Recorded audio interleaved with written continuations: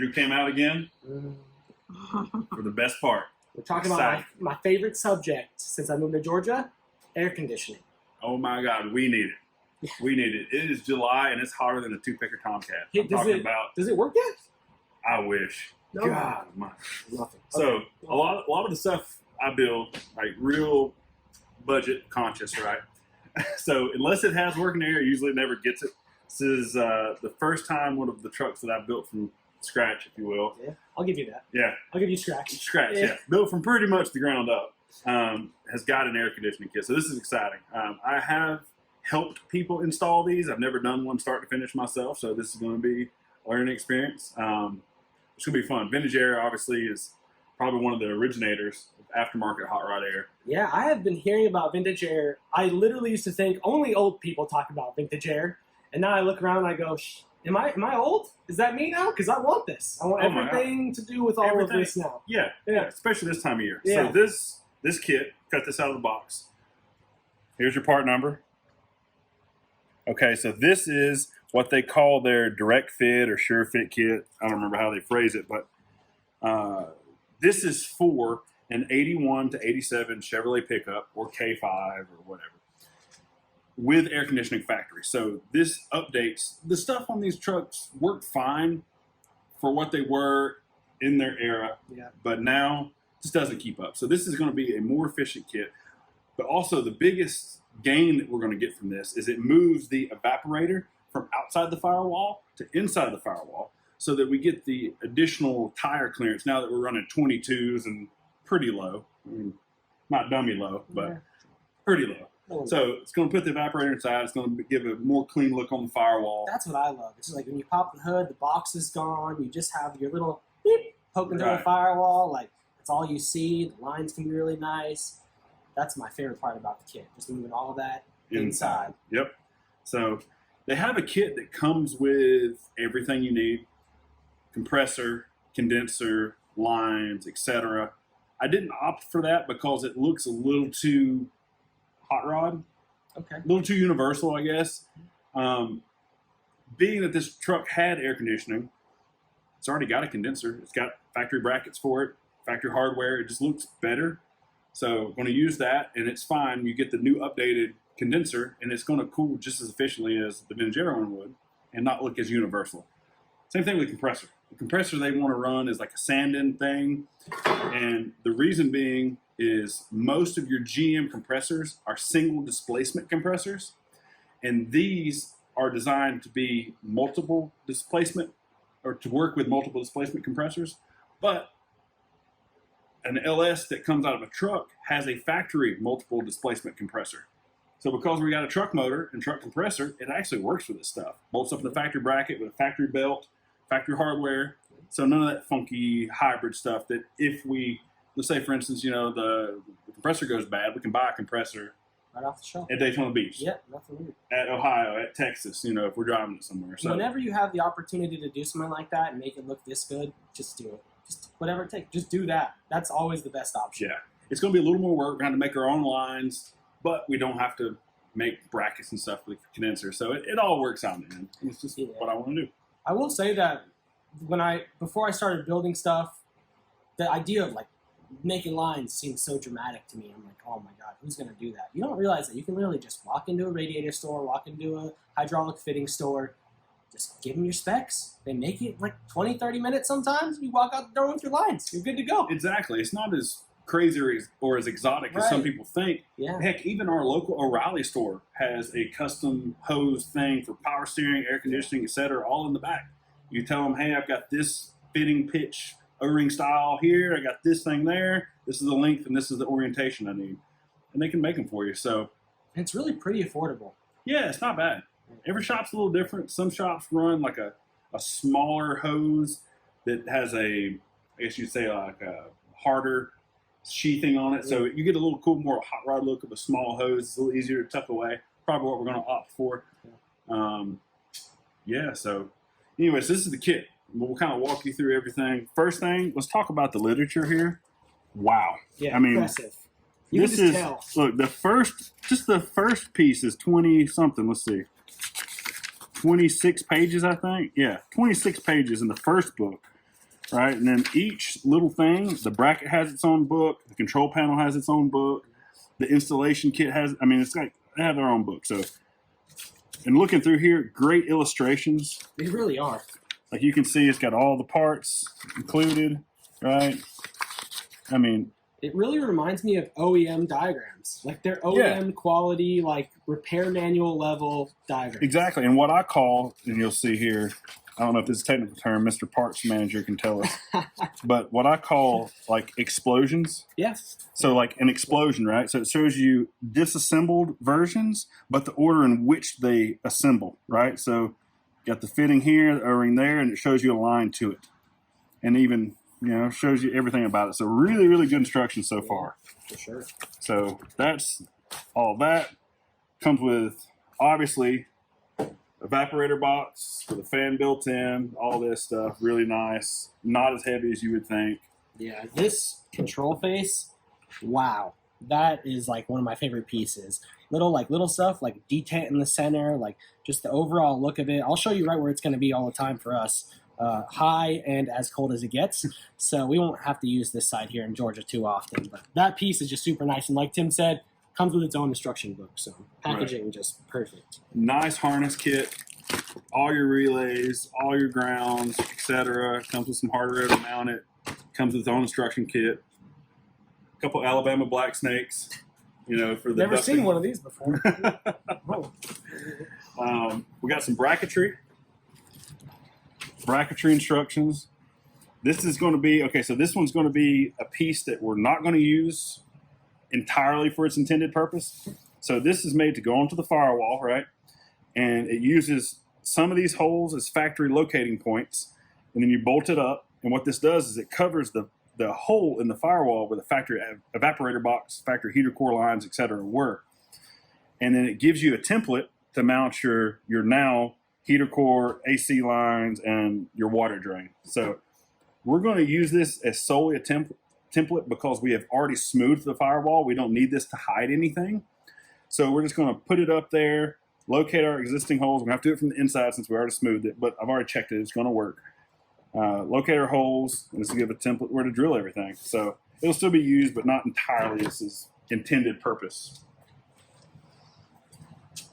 So much stuff, we had to have a second board full of parts.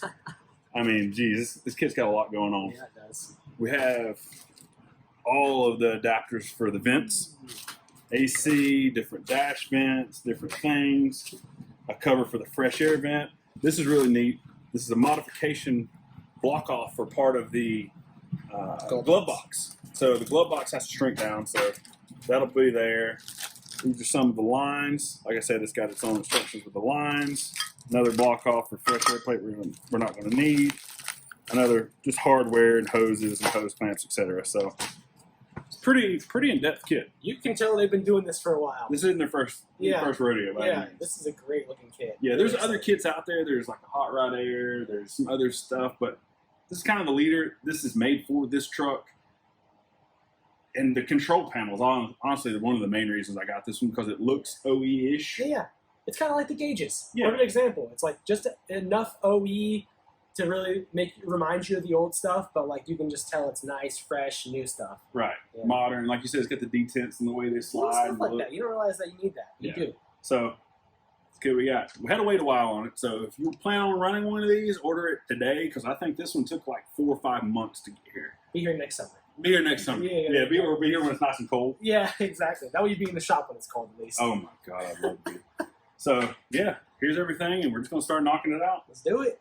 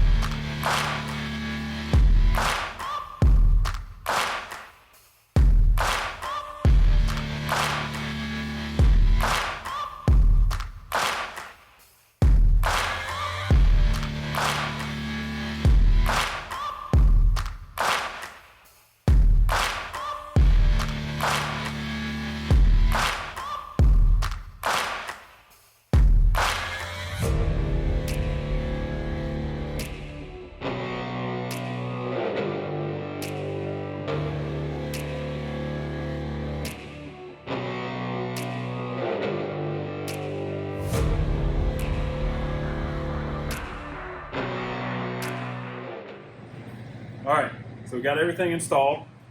And you see, it comes out in a nice area on the firewall. I was worried that it would come out here where we made this delete plate, but luckily it didn't. Came out right here. We used our template. It came with a kit. Worked out pretty well. I wasn't just completely happy with the alignment. We had to get a little creative, but we made it work. Instead of the supplied hardware with a kit, it was just a regular like grade 5 bolt that was pretty ugly with a washer that was way too big. Used some nice flange head bolts. Love me flange head bolts. Big flange head guy. It gives it more of a finished look. The grade 5 stuff with a fender washer looks way too agricultural for me. It really does. It's not good. I know it's basically a tractor, but hopefully a little bit better. Right. Installed our grommets. A couple gripes I have about this kit so far is you can see this is all of the distance you have on the heater hose. The nipple that comes out. Not a huge fan of that. Once you slide the hose on, you're just going to have just very little room here to clamp, and you see it wiggles a touch, but obviously you don't want to put too much pressure on the heater core. So I'm going to have to get the clamp just right at the firewall. I'm just not a huge fan of that, but it is what it is. So that's so far gripe number 1. Gripe number 2 is the upper 2 bolts that they suggest to mount it with. Sheet metal bolts holding up half the weight of that huge assembly. I don't know. It's not heavy, but we both kind of just did a double take, and we were like, nah, I think we'll go something a little bit stronger. We literally both read the instructions, looked at each other, and read them again. Like, really? I mean, it was 2 bolts, okay, down here, but what's like the hanging weight on top was 2 sheet metal bolts. So instead, just ran 2 nut certs in. You've seen them. Look in the last video if you have any questions. Nut certs in the top. Put some bolts in, and I feel better about it. Yeah, for sure. So now that those are in, everything here is going to be pretty much done. Little pro tip: use a little looby dooby, little peanut butter blaster. Helps you slide the grommets on because they are snug. But yeah, those all went on okay. It comes with another thing. It comes with this flow control valve. Yeah, heater control valve. Heater control valve here. So this will go in line between here and yonder. All right, but we're not going to hook up the heater core lines yet until we get the fender on with the inner fender. So I know exactly like which way to route them. Most likely I'm going to get a nice 90-degree molded hose. It's probably going to turn this away. It's probably going to come down here, and we'll get some nice black or maybe lava colored heat shield on it, and then it'll go up to here, and this will be mounted somewhere in between that's tasteful. But like I said, until we have the fender and fender well on, not going to put this on, not going to mount this yet.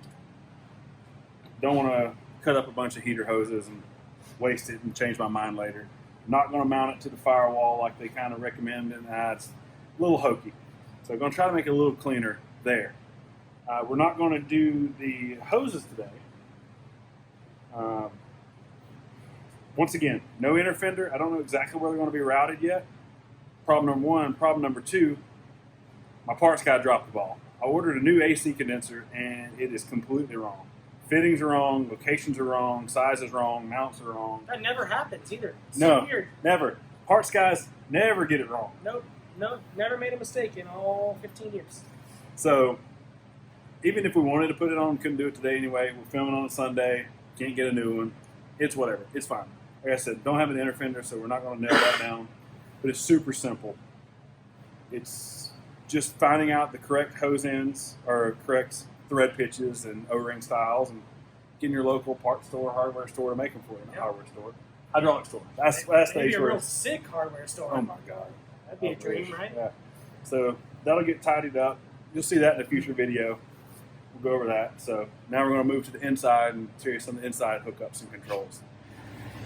All right, so inside, got everything wrapped up that we can do today. As you can see, we got the ducts ran through to their respective holes. Each one of these ducts goes to a particular outlet on the box itself. It says all the information's in the book. Like I said, pretty dang good instructions. So got them run here. We probably have to take them loose and put them to the dash, but this kind of keeps them from falling back through and keeps it somewhat organized. Yeah. The upper 2 bolts, which you can't see, they kind of go in under the cow panel. Those are the 2 we nut certed. The plug-in for the control, which Andrew installed, it goes right there. Zip tied it up out of the way. Pretty straightforward, right? Yeah. I mean, this is just super easy. Just use 4 factory holes, just some sheet metal screws right there. It locates nicely. It is literally like this thin. This control head is super thin. It just looks super modern on the backside. Run your wire over. I do want to look at that. Look at the way that matches. I mean, that is just. I know it's hard to envision right now, but you just have to think fresh. This, modern, updated, fresh gauges, column fresh, new steering wheel. It's going to have new gauge bezel, dash. Like, it's going to be a new truck sitting inside of it. Yeah. The only other thing over here, which we had to do 2 takes on, was you don't actually run the hose from the box all the way over to your driver's side. You actually retain, I would say, like roughly half of the factory ducting here.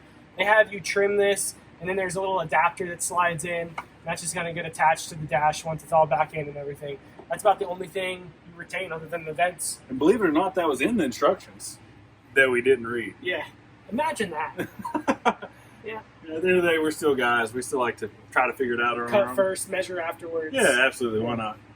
So all this will get zip tied up out of the way. That is retained by the lower dash plate. So once that's screwed in, it'll be nice and tucked up. And I know this looks like a bunch of mess, but most of this gets taken out. That'll get put away, zip tied. It's going to look nice and tidy when it's done. Yeah. Overall, though, like pretty easy kit so far. Yeah, so far it's just real straightforward. No big hiccups or anything. If we would have read the instructions, it would have went Even faster. faster. Yeah. I'm interested to see the level of wiring that is required with the kit. I can't imagine it's a ton, but maybe I'm by myself there. But Yeah, it doesn't look too bad. Once we get power on the truck itself, then we'll be able to find our switch powers. I think it required one that was a dash dimmer for the light up at the control panel. There's something it does mention about, and maybe you guys have heard it before, but if you've ever increased your blower motor speed and you've heard that whining noise, they mention that if you do end up getting that with your kit, then you have to add the battery isolator in line from your power to the unit.